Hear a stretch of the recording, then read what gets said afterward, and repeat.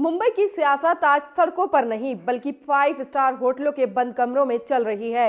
BMC चुनाव नतीजों के बाद ऐसा क्या हुआ कि सत्ता में शामिल शिंदे सेना को अपने ही पार्षदों पर शक होने लगा। आखिर क्यों जीत के बाद जश्न नहीं बल्कि हॉर्स ट्रेडिंग का डर सबसे बड़ी चिंता बन गया, और क्यों आनन फानन में पार्षदों को 5 स्टार होटल में शिफ्ट कर दिया गया। आज की ये खबर सिर्फ एक चुनावी नतीजे की नहीं बल्कि मुंबई की सत्ता पर कब्जे की उस जंग की कहानी है जहां हर सीट, हर पार्षद और हर फैसला बेहद अहम हो गया है।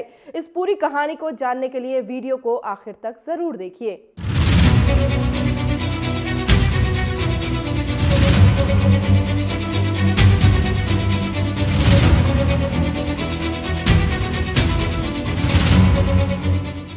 आदाब, मैं हूं जमरीन फारूक और आप देख रहे हैं भारत टाइम्स एक्सप्रेस।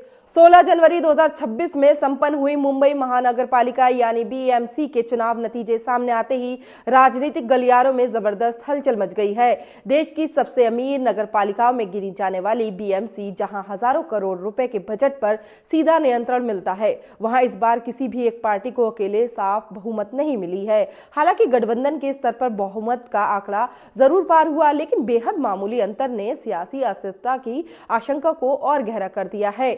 227 सीटों वाली बीएमसी में बहुमत के लिए 114 सीटों की जरूरत थी। नतीजों में भारतीय जनता पार्टी सबसे बड़ी पार्टी बनकर उभरी और उसे कुल 89 यानी 89 पार्षद मिले। मुख्यमंत्री एकनाथ शिंदे के नेतृत्व वाली शिंदे गुट की शिवसेना को 29 सीटों पर जीत मिली। इस तरह भाजपा और शिंदे सेना के गठबंधन यानी महायुति के पास कुल 118 सीटें हो गई, जो बहुमत के आंकड़े से महज 4 ज्यादा हैं। वहीं दूसरी तरफ उद्धव ठाकरे गुट की शिवसेना यानी शिवसेना यूबीटी को 65 सीटों पर संतोष करना पड़ा।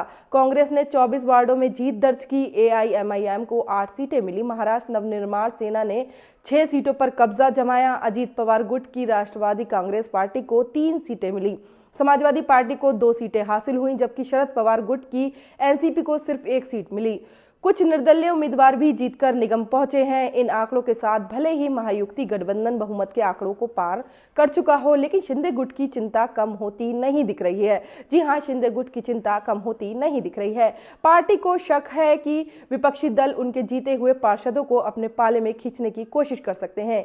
कभी पैसों का लालच, कभी बड़े पदों का ऑफर और कभी राजनीतिक दबाव। इन्हीं आशंकाओं ने शिंदे सेना की बेचैनी बढ़ा दी है। सूत्रों के मुताबिक इसी डर के चलते शिंदे गुट ने बड़ा फैसला लिया है। जी हां, शिंदे गुट ने बड़ा फैसला लिया है और अपने नवनिर्वाचित पार्षदों को मुंबई के एक 5 स्टार होटल में ठहराने का इंतजाम किया है।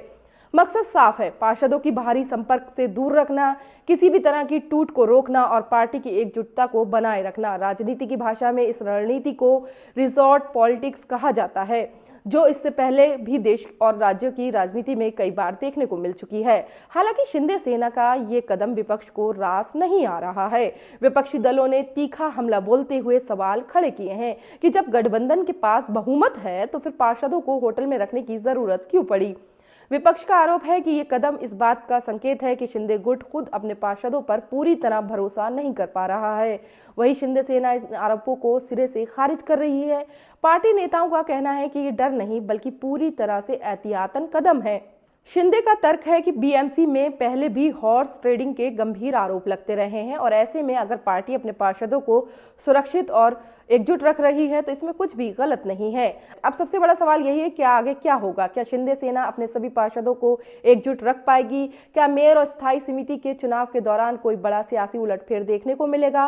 और सबसे अहम सवाल, मुंबई का अगला मेयर किसके हाथ लगेगा? फिलहाल इतना तय माना जा रहा है कि बीएमसी की ये लड़ाई सिर्फ नगर निगम तक सीमित नहीं है, बल्कि ये महाराष्ट्र की राजनीति की दिशा तय करने वाली जंग बन चुकी है। आने वाले कुछ दिन बेहद अहम होंगे, जहां हर बैठक, हर बातचीत और हर फैसला सत्ता के समीकरण बदल सकता है।